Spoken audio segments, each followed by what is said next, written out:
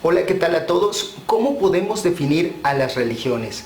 ¿Necesariamente deben tener un dios a cargo o es posible que existan religiones sin dioses? Esto es algo que seguramente muchos nos hemos preguntado, sobre todo cuando desde las diferentes expresiones antirreligiosas surgen organizaciones sociales y comportamientos que claramente nos recuerdan a los grupos religiosos. ¿Es el ateísmo una religión? No, no lo es. De eso podemos estar seguros. El ateísmo es solo no creer en dioses, aunque sí existen religiones que no tienen dioses y esto ha venido sucediendo desde hace siglos, aunque con esta afirmación muchos ateos se rasguen las vestiduras. Argo TV presenta.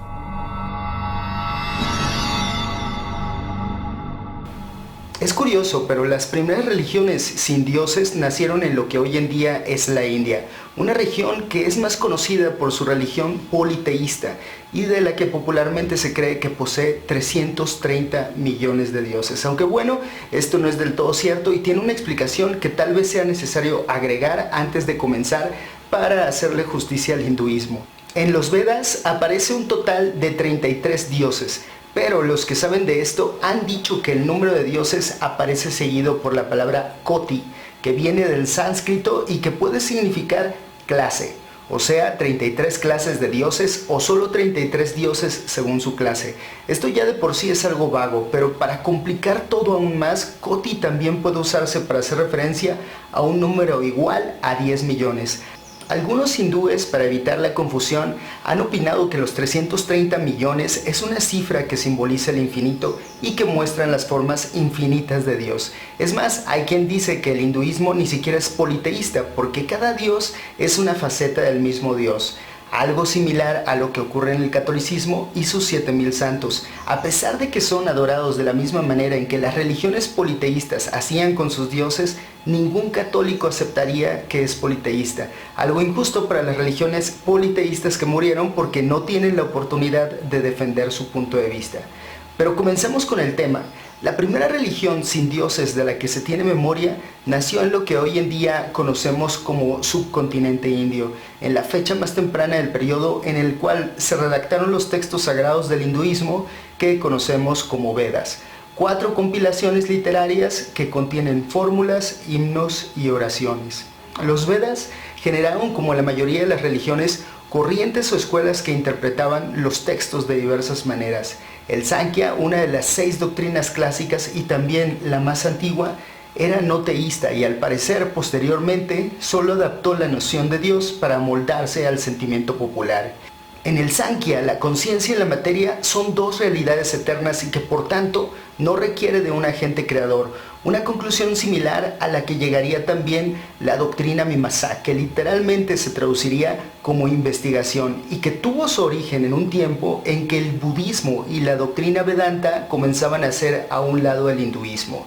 Esta escuela buscaba demostrar la validez de los textos védicos con el uso de normas rigurosas de interpretación y que también llegaban a la conclusión de que el mundo material es independiente de la conciencia, que se desarrolla a partir de un nivel superior de la organización del mismo mundo material y que las almas existen y que transmigran de cuerpo en cuerpo para purificarse y borrar cualquier residuo kármico.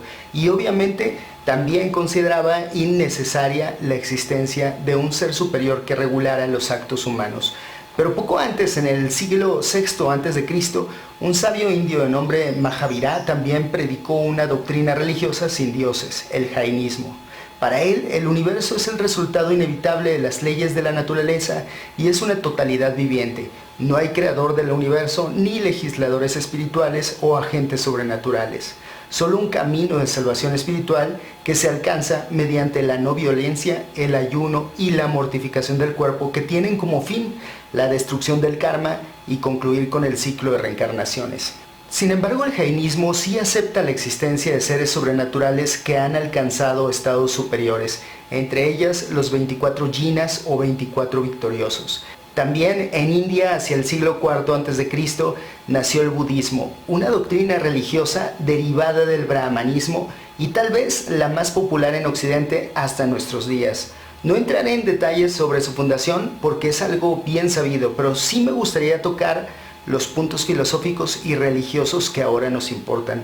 Aunque existen una gran cantidad de interpretaciones y prácticas, todas han mantenido principios comunes. La vida produce sufrimiento, el sufrimiento proviene de la ansiedad que causan los deseos, el sufrimiento se extingue cuando se abandonan los deseos y el método para abandonar estos deseos es la práctica del budismo. Es a un nivel popular que se han involucrado deidades en su práctica, porque la escuela original no menciona la existencia de un dios. Algo que nos lleva de la mano a comprender otras dos doctrinas similares, el taoísmo y el confucianismo, que podríamos comenzar a llamar sistemas filosóficos más allá de entenderlos solamente como religiones. El taoísmo nació hacia el siglo VI a.C. de la mano de Lao Tse y de Xuanzi, y su texto más importante es el Tao Te Ching, un libro muy corto y con un estilo poético que lo vuelve por momentos difícil de interpretar, pero que básicamente se centra en la búsqueda del vacío, que es a su vez quietud mental. El confucianismo, por su parte, ve el cosmos como regulado por una armonía que hace que todo funcione. Si esta armonía es trastornada, hay consecuencias, algo así como la ley de causa y efecto. Aquí me gustaría agregar también que actualmente existe una tendencia a considerarse espiritual, identificarse con una religión en particular y al mismo tiempo declararse ateo. El caso más claro es el de los judíos, porque étnica y culturalmente se pueden considerar judíos, pero al mismo tiempo pueden considerarse como absolutamente ateos. Casos menos claros se dan en el cristianismo y también entre los musulmanes, que rechazan la existencia de Dios, pero siguen respectivamente los lineamientos de Jesús o Mahoma. Lo que es más, yo me atrevería a asegurar que todos nosotros en España y América Latina, aun siendo no creyentes, pertenecemos a una cultura cristiana y tendemos a pensar bajo lineamientos cristianos, aun quienes no creemos en la existencia de algún Dios. Por ejemplo, está la moral y el sentido del deber. Luego están también las religiones modernas, como los raelianos, que quise incluir aquí a pesar de que para muchos sería una secta porque se ha extendido a lo largo del mundo. Los raelianos, para quienes no están familiarizados en el tema todavía, creen que la humanidad fue creada por alienígenas usando ingeniería genética y algo que ellos denominan transferencia mental. Incluso en algunos países han tenido problemas para registrar su organización como religiosa porque ellos mismos declaran no creer en Dios. Pero también en movimientos más radicales, como de entre los ateos, han surgido religiones similares, a veces con motivos idealistas y otras por razones estratégicas. Desde hace más de 200 años, por ejemplo, existe la Sociedad Religiosa de los Amigos, fundada en Inglaterra por George Fox y popularmente conocida como los Cuáqueros, una organización pacifista basada en los testimonios cuáqueros, pero sin un credo oficial. Aunque sí creen en un mundo espiritual y pueden creer en Dios, aceptan ateos en sus filas. Y luego no podría faltar por acá el comunismo. ¿Podría considerarse el comunismo como una religión? Algunas personas así lo entienden. Una religión es un sistema cultural. Cuenta con una organización social, su propia cosmovisión, símbolos, comportamientos y prácticas. El comunismo lo tuvo y lo tiene en América Latina.